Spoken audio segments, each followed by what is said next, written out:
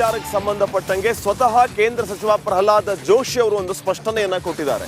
Doctor Paramesh ಅವರಿಗೆ ticket ಕೊಡಬೇಕು ಬೇಡವೋ ಅನ್ನೋದ್ರ ಬಗ್ಗೆ ಹೈಕಮಾಂಡ್ ನಿರ್ಧಾರ ಮಾಡುತ್ತೆ.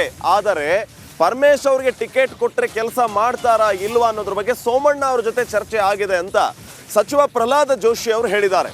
ಈಗಾಗಲೇ ತುಮಕೂರು ಟಿಕೆಟ್ ವಿಚಾರಕ್ಕೆ ಸಂಬಂಧಪಟ್ಟಂತೆ ಆಕಾಂಕ್ಷಿಗಳು ಸೋಮಣ್ಣ ಅವರಿದ್ದಾರೆ, ಮಧುಸ್ವಾಮಿ ಅವರಿದ್ದಾರೆ. ಇವರಿಬ್ಬರ ಮಧ್ಯೆ ಡಾಕ್ಟರ್ ಪರಮೇಶ್ ಈಗ ಎಂಟ್ರಿ ಕೊಟ್ಟಿದ್ದಾರೆ. ಇವರ ವಿಚಾರಕ್ಕೆ ಸಂಬಂಧಪಟ್ಟಂತೆ ಪ್ರಹ್ಲಾದ್ ಜೋಶಿ ಸ್ಪಷ್ಟನೆ ಕೊಟ್ಟಿದ್ದಾರೆ. ಡಾಕ್ಟರ್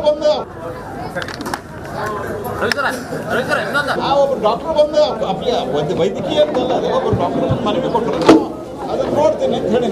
ಭಾರತೀಯ ಜನತಾ ಪಾರ್ಟಿ ಯಾರಿಗೆ ಟಿಕೆಟ್ ಕೊಟ್ಟರು ಸಹಿತ ಅತ್ಯಂತ ವಿಶ್ವಾಸ ನಂಬಿಕೆಯಿಂದ ನಾವು ಕೆಲಸವನ್ನು ಮಾಡ್ತೀವಿ ಅಂತ ಎಲ್ಲರೂ ಹೇಳಿದ್ದಾರೆ. ಅವರು ಹೇಳಿದ್ದಾರೆ, ಸೋಮಣ್ಣವರು ನನ್ನ ಜೊತೆಗೆ ಮಾತಾಡಿದ್ದಾರೆ, ಮಾಧುಸ್ವಾಮಿ ಅವರು ಮಾತಾಡಿದ್ದಾರೆ. ಅದರಲ್ಲಿ ಯಾವುದೇ ಇಶ್ಯೂ ಇಲ್ಲ.